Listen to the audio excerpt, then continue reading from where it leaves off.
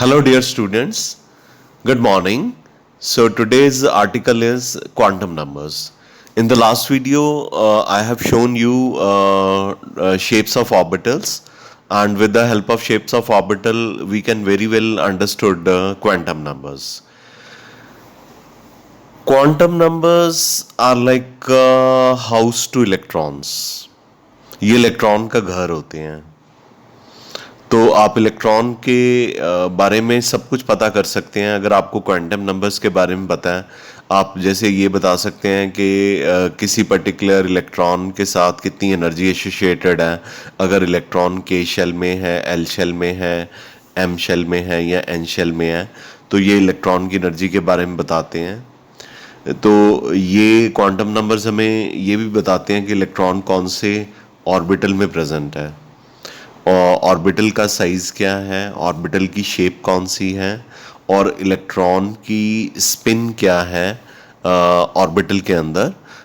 यानी कि ये न्यूक्लियस के आसपास इलेक्ट्रॉन क्लॉकवाइज मूव कर रहा है या एंटी क्लॉकवाइज मूव कर रहा है. तो ये हमें इतनी सारी चीज़ें जो हैं क्वांटम नंबर्स के साथ हमें इलेक्ट्रॉन के बारे में पता चलती हैं. तो quantum numbers is a set of 4 numbers. ये 4 होते हैं. तो पहले हैं प्रिंसिपल क्वांटम नंबर. इसे स्मॉल n के साथ डेजिग्नेट किया जाता है. दूसरे हैं एजीमेथल और एंगुलर मोमेंटम और सब्सिडरी और सेकेंडरी क्वांटम नंबर. तो 4 नाम बोले मैंने दूसरे के. एजीमेथल या एंगुलर मोमेंटम क्वांटम नंबर या सब्सिडरी क्वांटम नंबर या सेकेंडरी क्वांटम नंबर. यहाँ पे सेकेंडरी नहीं लिखा हुआ, लेकिन आगे जाके नोट्स में मिल जाएगा आपको. तीसरे जो क्वांटम नंबर्स हैं, हमें मैग्नेटिक क्वांटम नंबर उनको कहा जाता है. उनको एम एल या स्मॉल एम के साथ लिखा जाता है. हाँ, मैंने दूसरे क्वांटम नंबर के बारे में नहीं बताया कि उनको किसके साथ डेजिग्नेट करना है. उसको स्मॉल एल के साथ डेजिग्नेट आपने करना है. और जो चौथा क्वांटम नंबर है, स्पिन क्वांटम नंबर है, उसे स्मॉल एस या एम एस के साथ लिखना है. जो एस है वो सबस्क्रिप्ट की फॉर्म में एम के नीचे लिखना है. और इसी तरह से मैग्नेटिक क्वांटम नंबर में जो एल है, एम के साथ नहीं लिखना, नीचे करके लिखना है, सबस्क्रिप्ट की फॉर्म में लिखना है. तो 4 क्वांटम नंबर होते हैं. चारों की अपनी अपनी इंपॉर्टेंस होती है. चारों हमें इलेक्ट्रॉन के बारे में बड़ी यूज़फुल इंफॉर्मेशन देते हैं कि इलेक्ट्रॉन प्रिसाइजली एटम के अंदर कहाँ पे प्रेजेंट है, कौन से शेल में, कौन से सब शेल में, कौन से ऑर्बिटल्स में. मैंने आपको पिछले वीडियो में बताया था, शेल्स के अंदर होते हैं सब शेल्स. सब शेल्स को इलेक्ट्रिकल या मैग्नेटिक फील्ड में रखते हैं तो वो ब्रेक कर जाते हैं या स्प्लिट कर जाते हैं ऑर्बिटल्स में. ऑर्बिटल एक 3 डायमेंशनल स्पेस है around the nucleus where probability of finding the electron is maximum. तो हर क्वांटम नंबर जो है हमें अलग अलग इंफॉर्मेशन इलेक्ट्रॉन के बारे में देगा. तो आज हम पहला क्वांटम नंबर जो पढ़ेंगे वो प्रिंसिपल क्वांटम नंबर है. इसे स्मॉल एन के साथ लिखते हैं. तो सारे ही पढ़ेंगे ऑफ कोर्स, लेकिन अभी हम जो पहला क्वांटम नंबर पढ़ने जा रहे हैं वो प्रिंसिपल क्वांटम नंबर है. इसे स्मॉल एन के साथ लिखा जाता है. तो देखिए ये हमें क्या क्या इन्फॉर्मेशन देता है. प्रिंसिपल क्वांटम नंबर जिसे कि स्मॉल एन के साथ लिखा जाता है, it gives us following information. Number 1, distance of electron from the nucleus. कि इलेक्ट्रॉन न्यूक्लियस से कितनी दूर है. सपोज कीजिए कि ये न्यूक्लियस है, तो ये n इज इक्वल टू 1 है, ये n इज इक्वल टू 2 है, राइट. तो अगर electron n is equal to 1 में है तो यहाँ पे हो गया. अगर electron n is equal to 2 में है तो यहाँ पे हो गया. तो ये न्यूक्लियस है. तो अब बताइए कि कौन सा इलेक्ट्रॉन न्यूक्लियस के पास है, n इज इक्वल टू 1 वाला, और कौन सा दूर है, n इज इक्वल टू 2 वाला. तो n इज इक्वल टू 3 वाला और दूर होगा, n इज इक्वल टू 4 वाला और दूर होगा. इसका मतलब n की वैल्यू से हमें ये पता चल जाता है कि इलेक्ट्रॉन न्यूक्लियस से कितनी दूर है। इसके अलावा जो अगली इंफॉर्मेशन है वो बोहर मॉडल ऑफ एटम में हमने पढ़ी हुई है कि हमें इलेक्ट्रॉन की energy E N is equal to -2π² me4/n²h² into z² के साथ हम इसको कैलकुलेट कर सकते हैं इलेक्ट्रॉन की एनर्जी को। इसमें m जो है मास ऑफ इलेक्ट्रॉन है, e जो है चार्ज ऑन इलेक्ट्रॉन है, h प्लैंक कांस्टेंट है, z एटॉमिक नंबर है और n जो है शेल का नंबर है। तो इसका मतलब अगर आप प्रिंसिपल क्वांटम नंबर n की वैल्यू यहाँ पे पुट कर देंगे तो इलेक्ट्रॉन के साथ कितनी एनर्जी एसोसिएटेड है ये आपको पता चलती रहेगी। ठीक है, ये भी एक इम्पॉर्टेंट इन्फॉर्मेशन हो गई। ये इन्फॉर्मेशन हम पहले बोहर मॉडल ऑफ एटम में पढ़ चुके हैं। तीसरी इन्फॉर्मेशन हमें पता चलती है कि शेल के अंदर कितने इलेक्ट्रॉन प्रेजेंट हैं और इसे 2n² के साथ लिखते हैं। तो ये इन्फॉर्मेशन भी हमने जब ऑर्बिट और ऑर्बिटल के डिफरेंसेस पढ़े थे या पहले हमने ऑर्बिट का कंसेप्ट पढ़ा था तो या शेल का कॉन्सेप्ट पढ़ा था बोहर मॉडल ऑफ एटम में, तो उसमें और ऑर्बिट और ऑर्बिटल के डिफरेंसेस में बताया गया था कि अगर आप n की वैल्यू पुट कर देते हो यहाँ पे तो आपको पता चल जाएगा कि कौन से शेल में कितने इलेक्ट्रॉन हैं। सपोज k शेल है तो k शेल के लिए n की वैल्यू कितनी होती है 1, तो यहाँ पे 1 पुट कर दीजिए तो आपको पता चल जाएगा कि k में कितने इलेक्ट्रॉन हैं। ये पिछले वीडियोस में भी आपको डेमोन्स्ट्रेट करके मैंने दिया था। इसके अलावा जो चीज़ मैंने आपको पहले भी बताई हुई है कि हम number of spectral line calculate कर सकते हैं जब इलेक्ट्रॉन हायर एनर्जी लेवल से ग्राउंड स्टेट यानी n=1 पे फॉल करता है तो कितनी स्पेक्ट्रल लाइन जो है वो प्रोड्यूस होती हैं। तो उसके लिए फॉर्मूला याद कीजिए, क्या बताया था, n ब्रैकेट के बाहर ब्रैकेट के अंदर क्या बताया था, n-1 अपॉन क्या किया था 2, याद है। तो number of spectral line is calculated by n bracket के अंदर n-1 ब्रैकेट क्लोज अपॉन 2, तो इसको 2 से डिवाइड कर दिया तो इससे हमारी स्पेक्ट्रल लाइन जो है वो निकल सकती हैं। लेकिन ये फॉर्मूला आपने तभी अप्लाई करना है जब इलेक्ट्रॉन हायर शेल से या हायर एनर्जी लेवल से ग्राउंड स्टेट पे फॉल करता है। ग्राउंड स्टेट मतलब n=1 पे फॉल करता है, तब नंबर ऑफ स्पेक्ट्रल लाइन इस तरह से कैलकुलेट की जा सकती है। और ये सारा कुछ n की वजह से हो रहा है। अगर हमें n के बारे में पता है यानी प्रिंसिपल क्वांटम नंबर के बारे में पता है तो हम इतना कुछ बता पा रहे हैं, जैसे कि इलेक्ट्रॉन न्यूक्लियस से कितनी दूर है, जैसे इलेक्ट्रॉन के साथ कितनी एनर्जी एसोसिएटेड है, जैसे किसी शेल में कितने इलेक्ट्रॉन प्रेजेंट हैं, जैसे अगर इलेक्ट्रॉन हायर एनर्जी लेवल से ग्राउंड स्टेट पे फॉल करता है तो कितनी स्पेक्ट्रल लाइन प्रोड्यूस होती हैं। तो ये सारा जो है हमें किसकी हेल्प से पता चलता है, प्रिंसिपल क्वांटम नंबर की हेल्प से पता चलता है। अगर आपने n की हेल्प से इलेक्ट्रॉन की एनर्जी कैलकुलेट करनी है तो हम बोहर मॉडल ऑफ एटम में ऑलरेडी कैलकुलेट कर चुके हैं। सपोज करो कि इलेक्ट्रॉन फर्स्ट शेल में है, ठीक है, तो जब हमने इसको सॉल्व किया था तो इसकी वैल्यू हाइड्रोजन एटम के लिए कितनी निकली थी, -1312/n²। तो के शेल के लिए n की वैल्यू कितनी होती है, 1 होती है, तो 1 का स्क्वायर कर देंगे तो हमारे पास E1 कितना आ जाएगा, -1312 किलो जूल पर मोल आ जाएगा। तो अगर आप L शेल के लिए ये कैलकुलेट करना चाहते हैं तो n की वैल्यू कितनी हो जाएगी, 2, E2 लिख दिया -1312। तो यहाँ पे जो n² था उसकी जगह पे क्या कर दिया, 2 का स्क्वायर, तो अब जो एनर्जी है वो -328 निकल आई। तो जब के शेल में था इलेक्ट्रॉन तो एनर्जी ज़्यादा नेगेटिव थी, जब इलेक्ट्रॉन न्यूक्लियस से थोड़ा दूर चला गया तो एनर्जी नेगेटिव से कंपैरेटिवली लेस नेगेटिव हो गई, यानी पॉजिटिविटी की तरफ जानी शुरू हो गई। ये अगर -1312 है, ये -328 है। इसी तरह से अगर आपका इलेक्ट्रॉन m शेल में प्रेजेंट है तो m शेल के लिए n की वैल्यू कितनी होती है, 3, तो E3 कैलकुलेट करना है, यानी कि इलेक्ट्रॉन अगर थर्ड शेल में है उसकी एनर्जी कैलकुलेट करनी है तो 1312 upon n square. N square में एन की वैल्यू कितनी पुट करी, 3 का स्क्वायर 9 आ गया, माइनस 1312 को 9 से डिवाइड करोगे तो अप्रॉक्सीमेटली 145.7 किलो जूल पर मोल आ जाएगा। तो इन तीनों इक्वेशन से हमें क्या पता चलता है, हमें ये पता चलता है कि जैसे जैसे n की वैल्यू बढ़ती जाएगी, जैसे यहाँ पे n की वैल्यू 1 थी के शेल के लिए, तो एनर्जी ज़्यादा नेगेटिव थी, तो n की वैल्यू इंक्रीज कर गई, एनर्जी लेस नेगेटिव हो गई।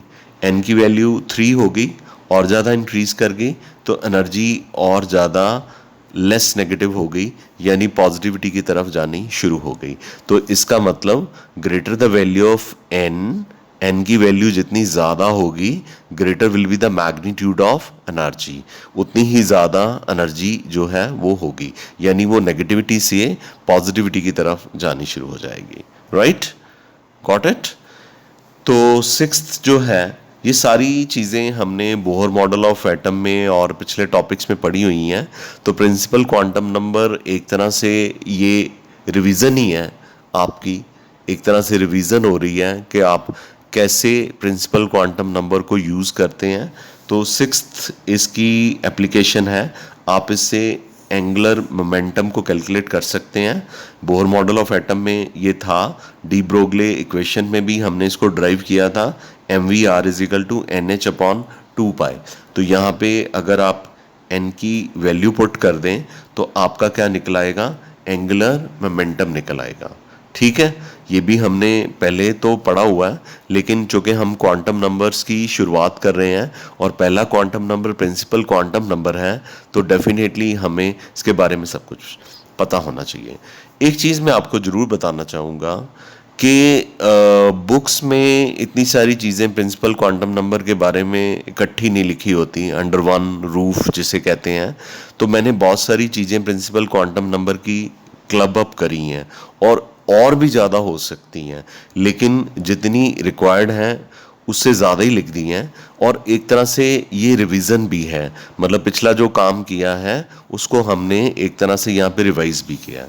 अच्छा, नंबर ऑफ स्पेक्ट्रल लाइन निकालने के लिए हमारे पास एक और फॉर्मूला होता है, याद है, n2 माइनस n1 ब्रैकेट के अंदर, फिर n2 minus n1 plus 1 bracket के अंदर अपॉन 2। ये फार्मूला कब यूज़ करना था बताइए, सोच के बताइए। ये फार्मूला यूज़ करना था जब इलेक्ट्रॉन फॉल करता है हायर शेल से, एनर्जी लेवल से लोअर एनर्जी लेवल पे। अब मैं ग्राउंड स्टेट नहीं कह रहा, जब आपने number of spectral line calculate करनी है कि इलेक्ट्रॉन फॉल करता है हायर एनर्जी लेवल से ग्राउंड स्टेट पे, तो फिर आपने कौन सा फॉर्मूला यूज़ किया था, आपने यूज़ किया था n ब्रैकेट के बाहर, ब्रैकेट के अंदर n माइनस 1 ब्रैकेट डाल दी, अपॉन 2 कर दिया था। लेकिन अब हम वो फार्मूला नहीं यूज़ कर रहे हैं, हम कह रहे हैं कि इलेक्ट्रॉन जैसे 5th से 2nd पे फॉल कर रहा है, 6th से 3rd पे फॉल कर रहा है, 1st पे नहीं फॉल कर रहा, तो आपने ये फार्मूला अप्लाई करना है। तो ये एग्जाम्पल मैं आपको दोबारा से दे रहा हूँ, ये मैंने आपको एक टेस्ट में भी डाली थी ये वाली प्रॉब्लम, कि जब इलेक्ट्रॉन n इजिकल टू 5 से n इजिकल टू 2 से 2 पे फॉल करता है। तो ये मैंने पीछे भी बोहर मॉडल ऑफ एटम में भी ये करवाया था, तब वहाँ पे जो मैंने एग्जांपल दी थी कि इलेक्ट्रॉन 6 से 2nd पे फॉल करता है शायद, या 6 से 3rd पे फॉल करता है। यहाँ पे हम कह रहे हैं कि इलेक्ट्रॉन अपनी एनर्जी लूज करके डी एक्साइट होके 5th एनर्जी लेवल से 2nd पे फॉल कर रहा है। जो हायर वैल्यू है उसे आप n2 ले लीजिए और जो लोअर वैल्यू है उसे आप n1 ले लीजिए।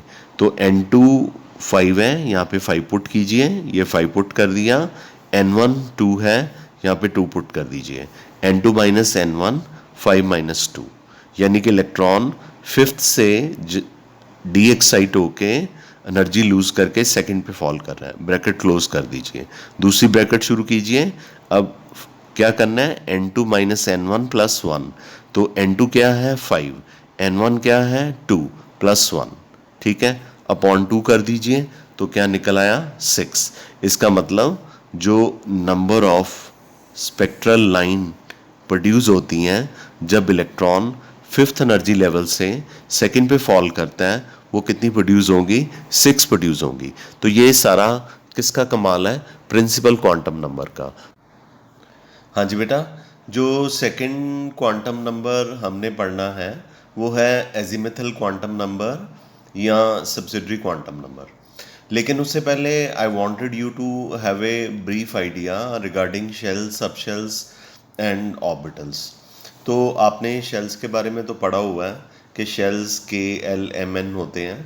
तो जब डी ब्रोगले और हेजनबर्ग अनसर्टेनिटी प्रिंसिपल और स्क्रोडिंजर वेव इक्वेशन का कॉन्सेप्ट पिक्चर में आ गया, तो ये पता चला कि जो शेल्स हैं उनके अंदर सब शेल्स होते हैं। तो ये 4 सब शेल्स हैं: S sub shell, P sub shell, D sub shell और F सब शेल। तो अगर किसी सब शेल को इलेक्ट्रिक या मैग्नेटिक फील्ड में रखा जाता है तो ये ऑर्बिटल में ब्रेक कर जाते हैं। जो S सब शेल है वो एक ही ऑर्बिटल में ब्रेक करता है जिसका नाम है S ऑर्बिटल। और मैंने आपको बताया हुआ है कि एक ऑर्बिटल में 2 इलेक्ट्रॉन होते हैं। इसका मतलब कि S ऑर्बिटल में कितने इलेक्ट्रॉन हो गए? 2 इलेक्ट्रॉन हो गए। जो P सब शेल है ये 3 पार्ट्स में स्प्लिट कर जाता है। इसके जो 3 ऑर्बिटल हैं P सब शेल के, जो 3 ऑर्बिटल हैं वो हैं PX, PY and PZ। PX में भी 2 इलेक्ट्रॉन होते हैं, PY में भी 2 इलेक्ट्रॉन होते हैं, PZ में भी 2 इलेक्ट्रॉन होते हैं। तो टोटल जो P ऑर्बिटल्स हैं उसमें कितने इलेक्ट्रॉन्स हो गए? 6 इलेक्ट्रॉन हो गए। इसका मतलब कि S ऑर्बिटल में 2 इलेक्ट्रॉन अकोमोडेट होते हैं और जो P ऑर्बिटल्स हैं उनमें टोटलिटी में कितने इलेक्ट्रॉन अकोमोडेट होते हैं? 6 इलेक्ट्रॉन अकोमोडेट होते हैं। आगे D सब शेल पे आ जाते हैं। D के 5 ऑर्बिटल होते हैं: DXY, DYZ, DXZ, DX square minus Y square, DZ square. इनके शेप्स आप पिछले वीडियोस में देख चुके हो। तो ये टोटलिटी में 5 ऑर्बिटल्स हैं। 5 ऑर्बिटल हैं, हर ऑर्बिटल में कितने इलेक्ट्रॉन होते हैं? 2 इलेक्ट्रॉन। 5 इंटू 2 कितना हो गया? 10। तो इसका मतलब कि डी ऑर्बिटल्स जो हैं उसमें टोटल कितने इलेक्ट्रॉन हो जाएंगे? उसमें टोटल इलेक्ट्रॉन हो जाएंगे 10 इलेक्ट्रॉन हो जाएंगे। तो अब हमें बहुत ही क्लियरली पता चल गया कि एस ऑर्बिटल में 2 इलेक्ट्रॉन होते हैं, पी ऑर्बिटल्स में टोटल 6 इलेक्ट्रॉन होते हैं, डी ऑर्बिटल में 10 इलेक्ट्रॉन होते हैं। और जो एफ सब शेल है इनके शेप्स नहीं हमने करने, पर इसके 7 ऑर्बिटल्स होते हैं और हर ऑर्बिटल में 2 इलेक्ट्रॉन होते हैं। तो 7 इंटू 2 कितना हो गया? 14 हो गया। तो इसका मतलब कि एफ सब शेल के अंदर और यहाँ एफ के जितने भी सातों के सातों ऑर्बिटल्स हैं उनमें टोटल कितने इलेक्ट्रॉन्स हो जाएंगे? 14 इलेक्ट्रॉन्स हो जाएंगे। तो अगर आप ये शेल सब शेल ऑर्बिटल का कंसेप्ट इस पेज से क्वांटम नंबर करने से पहले समझ लोगे तो आपको अगले जो 3 क्वांटम नंबर हैं वो अच्छे से समझ लग जाएंगे। तो हमारा जो दूसरा क्वांटम नंबर है एजीमुथल क्वांटम नंबर, वो हम पढ़ेंगे। लेकिन उससे पहले हमें ये ज़रूर पता होना चाहिए कि जो शेल है उसके अंदर सब शेल हैं, 4 सब शेल हैं: S sub shell, P sub shell, D sub shell and F sub shell. और इनको जब मैग्नेटिक या इलेक्ट्रिक फील्ड में रखते हैं तो ये ऑर्बिटल में स्प्लिट करते हैं। एस सब शेल के अंदर एक ही ऑर्बिटल है, S orbital. P sub shell के 3 ऑर्बिटल हैं, P X, P Y, P Z. इनकी जो डायग्राम है और इनकी पिक्चर जो है आपने कल डिटेल में देखी। डी सब शेल के 5 ऑर्बिटल हैं: D X Y, D Y Z, D X Z, D X square minus Y square, D Z square. 5 orbital हैं, हर ऑर्बिटल में 2 इलेक्ट्रॉन हैं। तो 5 इंटू 2 कितने हो गए? 10 इलेक्ट्रॉन हो गए। इसका मतलब डी और सब शेल में 10 इलेक्ट्रॉन होते हैं या डी के जो 5 ऑर्बिटल होते हैं उसमें 10 इलेक्ट्रॉन होते हैं। इसी तरह से एफ सब शेल के 7 ऑर्बिटल होते हैं, हर ऑर्बिटल में 2 इलेक्ट्रॉन होते हैं। तो टोटल इलेक्ट्रॉन कितने हो गए? 14 इलेक्ट्रॉन हो गए। अगर आपको ये कॉन्सेप्ट क्लियर हो गया हो तो मैं आपको दूसरा क्वांटम नंबर पढ़ाऊंगा जिसका नाम है एजीमुथल या सब्सिडरी क्वांटम नंबर। जी बेटा जी, तो अब हम we are going to talk about azimuthal और एंगुलर मोमेंटम और सब्सिडरी और secondary quantum number. This is the second quantum number. It is represented by small L. तो इससे पहले we have talk about principal quantum number and concept of shell, subshell and orbitals, so that you can understand what we are going to talk about in azimuthal or angular momentum quantum number. This quantum number gives us following information. पहली information ये है कि ये जो quantum number है, azimuthal quantum number है, ये हमें बताता है कि सबशेल्स के बारे में। ठीक है, तो इसको स्मॉल एल से रिप्रेजेंट किया जाता है और सबशेल का नंबर निकालने के लिए हमें एन की वैल्यू को देखना होता है। तो लेट अस अज्यूम कि एन अगर 1 है तो इसका मतलब कि के शेल है। तो के शेल के अंदर जितनी एन की वैल्यू होती है उतने ही सबशेल होते हैं। तो अगर एन की वैल्यू 1 है तो के शेल के अंदर एक ही सबशेल है और उसका नाम है 1s। ठीक है, नाउ लेट अस अज्यूम कि एन की वैल्यू 2 है। इसका मतलब हम एल शेल पे आ गए। तो एल शेल जो है वो सेकंड शेल है, तो सबशेल का नंबर भी 2 होगा। एक होगा 2s और एक होगा 2p। तो ये जो 2 है ये इसलिए आया क्योंकि n की वैल्यू कितनी है 2। तो इसमें दो सबशेल हैं 2s एंड 2p। अच्छा, इसी तरह से जब n की वैल्यू 1 थी तो हमने कहा कि के शेल में एक ही सबशेल है, उसका नाम है 1s। तो ये जो 1 है वो इसलिए लगाया गया क्योंकि n की वैल्यू कितनी है 1, और जो सबशेल है वो सबसे पहला SC होता है। एल शेल में दो सबशेल होते हैं 2s एंड 2p। अगर n की वैल्यू 3 है तो अब 3 सबशेल होंगे। कौन सा? 3s, 3p, 3d।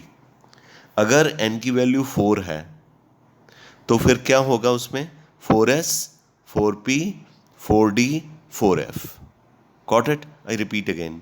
If n is equal to 1, we will have a subshell that is equal to 1s.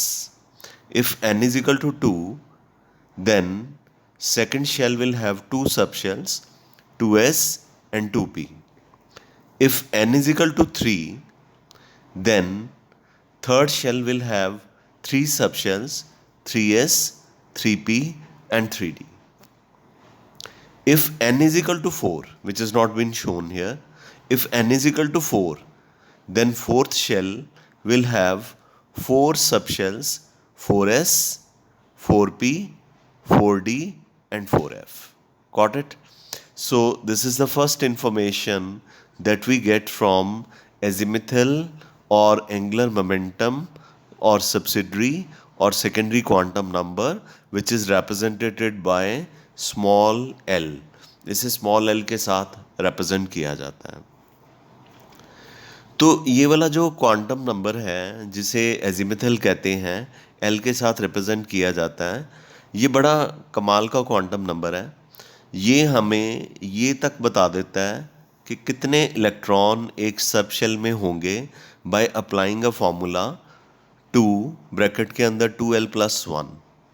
तो ये जो क्वेश्चंस हैं आपके MCQs में काम आएंगे। तो आपको कहेंगे कि एल की वैल्यू इतनी है तो बताइए कि सबशेल में कितने जो है इलेक्ट्रॉन प्रेजेंट होंगे। तो आप अज्यूम कर लीजिए कि एल की वैल्यू 1 है। ठीक है, तो एल की वैल्यू 1 है तो यहाँ पे 1 पुट करेंगे। 2 × 1 2 + 1 कितना हो गया? 3। 3 को 2 से मल्टीप्लाई करेंगे तो कितना आ गया? 6 इलेक्ट्रॉन। तो आपको पता है कि 6 इलेक्ट्रॉन किस में होते हैं? P subshell. तो इसका मतलब कि एल की वैल्यू का अगर पता चल जाए तो आप बता सकते हैं कि उस सबशेल में कितने इलेक्ट्रॉन हैं, और आप इवन के सबशेल का नाम भी बता सकते हैं। वैसे जो चीज़ आपको याद करनी है, जो मैंने हर पेज पे लिखी है, वो ये है कि L is equal to 0 represent S subshell, small s. L is equal to 1 represent P subshell. L is equal to 2 represent D subshell. L is equal to 3 represent F subshell. I repeat again. If L is equal to 0, this represent S subshell. If L is equal to 1, it represent P subshell. If L is equal to 2, it represent D subshell. If L is equal to 3, it represent F subshell. ठीक है, तो अब इस example पे दोबारा आते हैं. वो कहता है कि फॉर एग्जाम्पल पी सबशेल के लिए एल की वैल्यू 1 होती है. तो ये लर्न करना है. ये मैंने इसीलिए यहाँ पे बना दिया है कि लर्न कीजिए. एल इज इक्वल टू 0 का मतलब एस सबशेल है, 1 का मतलब पी सबशेल है, 2 का मतलब डी और 3 का मतलब एफ सबशेल है. तो पी सबशेल के लिए एल की वैल्यू कितनी है? 1. तो फॉर एग्जाम्पल पी सबशेल के लिए एल की वैल्यू कितनी है? 1. तो कहता है कि इसमें पी सबशेल में इलेक्ट्रॉन का नंबर निकालिए. तो आप ये 1 वैल्यू जो है इस फार्मूला में पुट कर दीजिए, तो आपका आंसर 6 आएगा. तो आपने देखा था जब शेल सबशेल और ऑर्बिटल का कंसेप्ट पढ़ रहे थे, तो हमने पढ़ा था कि जो पी सबशेल्स हैं उनके अंदर हमेशा 3 ऑर्बिटल होते हैं, P X, P Y, P Z. तीनों के अंदर 2-2 इलेक्ट्रॉन होते हैं. तो टोटल पी सबशेल के अंदर फिर कितने इलेक्ट्रॉन हो गए? 6 इलेक्ट्रॉन हो गए.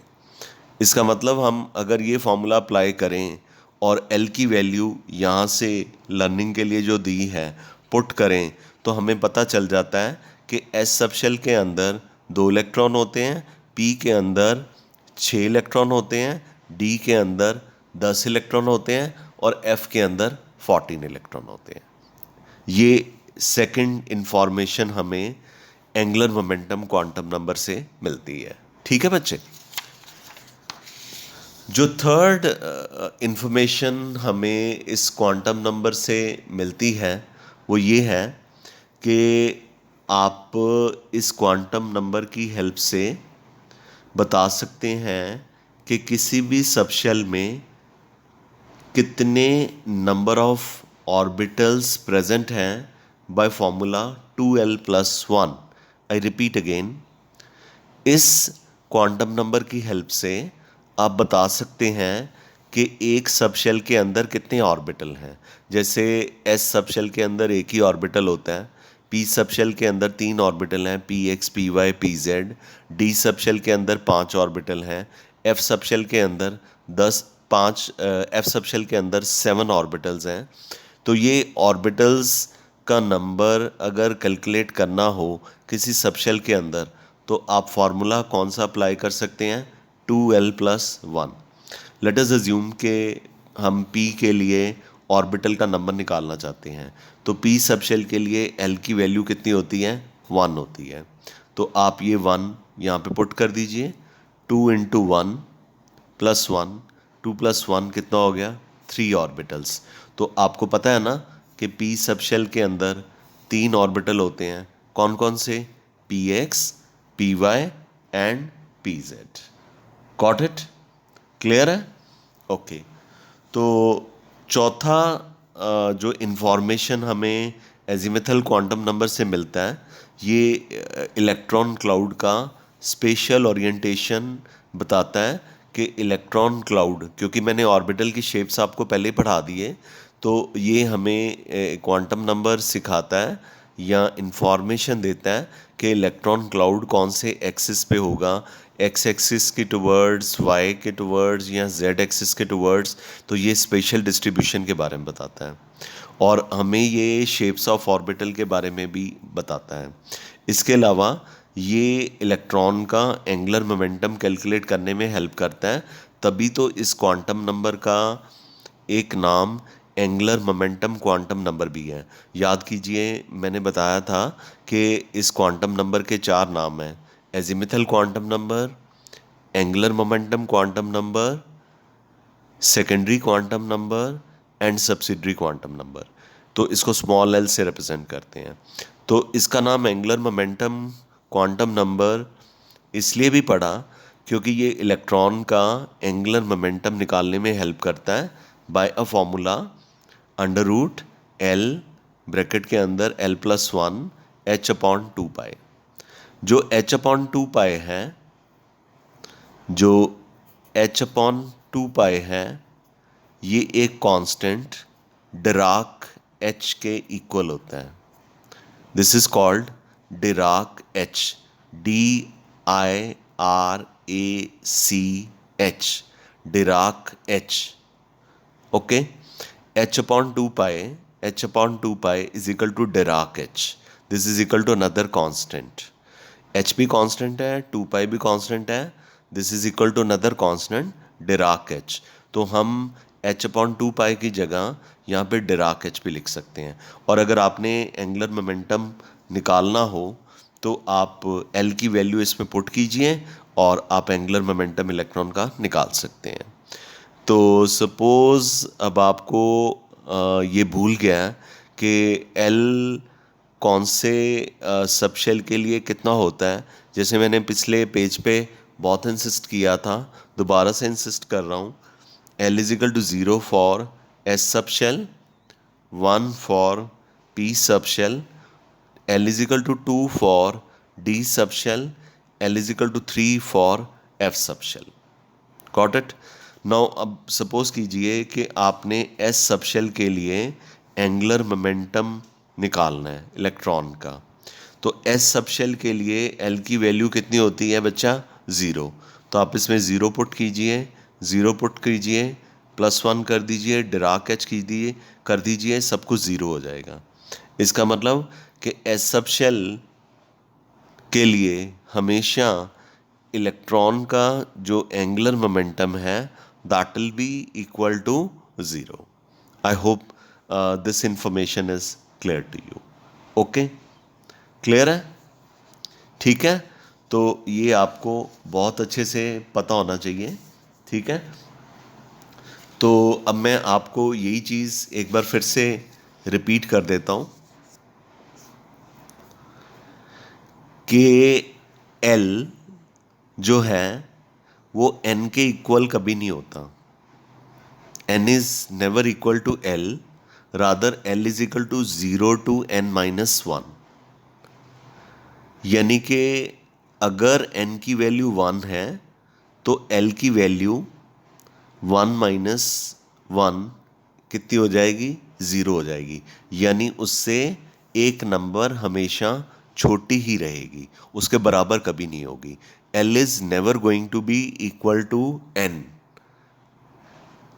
अगर ऐसा हो जाए कि दो वैल्यूज इनकी मैच कर जाएं तो उस केस में सारे क्वांटम नंबर्स, ये गेम ही नंबर्स की है जिनका नाम ही नंबर्स हैं, तो सारे क्वांटम नंबर आपस में ओवरलैप कर जाएंगे। इसका मतलब अगर n की वैल्यू 1 है तो L की वैल्यू क्या हो गई? 0 हो गई, यानी उससे एक नंबर छोटी रहेगी। तभी तो कहा गया L इज इक्वल टू 0 से शुरू होके ज़्यादा से ज़्यादा n-1 हो सकती है, n के बराबर नहीं होगी। नाउ इसको एक और एग्जांपल से समझते हैं। अगर n की वैल्यू 2 है तो L कहाँ से शुरू होगा? 0 से शुरू कर दिया। 2 n-1, तो n की वैल्यू कितनी है? 2। इसमें से 1 माइनस कीजिए तो क्या आएगा? 1। तो L क्या हो गया? 0,1। अगर n की वैल्यू 2 है तो L की दो वैल्यूज पॉसिबल हैं, एक 0 एक 1। अगर n की वैल्यू 3 है तो L की वैल्यूज जो है, मतलब n का नंबर 3 है या n इज इक्वल टू 3 है, L जो है उनका नंबर तो 3 ही आएगा लेकिन इसके साथ मैच नहीं करेगा कभी भी। मतलब ये लाइक यहाँ पे 3 कभी नहीं आएगा। If n is equal to 3, L will be equal to 0, 1, 2, it will not be 3। ये 3 कभी नहीं होगा। तो नाउ मैं बता दूं फिर से कि ये जो n है ये शेल को रिप्रेजेंट करता है और जो L की वैल्यूज़ हैं वो किसको रिप्रेजेंट करती हैं? सब शेल को रिप्रेजेंट करती हैं। ठीक है, फाइनली इस क्वांटम नंबर के बारे में मैं एक चीज़ आखिर में लास्ट में I would like to tell you अगर n इज इक्वल टू 1 है, l इज इक्वल टू 0 है, तो ये 1 हो गया। 0 क्या होता है? l इज इक्वल टू 0 क्या होता है? s। तो ये किसको रिप्रेजेंट करता है? 1s सबशेल को रिप्रेजेंट करता है। अच्छा, अगर n की वैल्यू 2 है तो l 0 हो सकता है और 1 हो सकता है। तो अगर n 2 है, l 0 है, तो 2 यहाँ पे आ गया। और 0 किसको रिप्रेजेंट करता है? 0 s को रिप्रेजेंट करता है। इसका मतलब if n is equal to 2, l is equal to 0, this represent 2s subshell. Got it? Now L can be 1 also, but L cannot be equal to 2 because I have told you n is not equal to L. ठीक है? If n is equal to 2, L is equal to 1, तो what I've told you, L is equal to 1 का मतलब क्या होता है? P. तो ये P हो गया। तो ये 2 यहाँ से आ जाएगा। तो 2 यहाँ से आ गया प्रिंसिपल क्वांटम नंबर से, क्योंकि n किसको रिप्रेजेंट करता है? प्रिंसिपल क्वांटम नंबर को रिप्रेजेंट करता है। और जो l है वो रिप्रेजेंट करता है एजीमुथल क्वांटम नंबर को, और ये सबशेल को रिप्रेजेंट करता है। 0 का मतलब s होता है, 1 का मतलब p होता है, 2 का मतलब d होता है, 3 का मतलब f होता है। तो 1 का मतलब मैंने क्या बताया? p। तो ये क्या हो गया? 2p सबशेल हो गया। ठीक है? अगर n की वैल्यू 3 है तो l क्या हो सकता है? 0, 3 और 0 क्या बन गया? 3s। l क्या हो सकता है? 1, 3, 3 यहाँ पे आ गया। 1 क्या हो सकता है? p। क्या हो सकता है मतलब क्या होता है? p। 3p सबशेल हो गया। और अगर n की वैल्यू 3 है तो l 0 भी हो सकता है, 1 भी हो सकता है, 2 भी हो सकता है, पर 3 नहीं होगा, क्योंकि l कभी भी n के इक्वल नहीं होता। तो 2 किसको रिप्रेजेंट करता है? d को। ये 3d सबशेल हो गया। ठीक है? ऐसे ही n इज इक्वल टू 4 अगर होगा तो l 0 हो सकता है, 1 हो सकता है, 2 हो सकता है और 3 हो सकता है। 0 s को रिप्रेजेंट करता है, s लिख दिया। 1 p को रिप्रेजेंट करता है, p लिख दिया। 2 d को रिप्रेजेंट करता है, d लिख दिया। 3 f को रिप्रेजेंट करता है, f लिख दिया। 4 आगे इसलिए लगाया क्योंकि प्रिंसिपल क्वांटम नंबर की वैल्यू कितनी है? 4 है। ठीक है? तो आज के वीडियो में मैं आपको 2 क्वांटम नंबर्स डिटेल में बता रहा हूँ। एक प्रिंसिपल क्वांटम नंबर और एक आपका एजीमुथल क्वांटम नंबर। जो बाकी के 2 क्वांटम नंबर हैं, magnetic quantum number and spin quantum number, that will be taken up in the next video. Thank you very much. I hope you understood nicely. Thank you. Good day.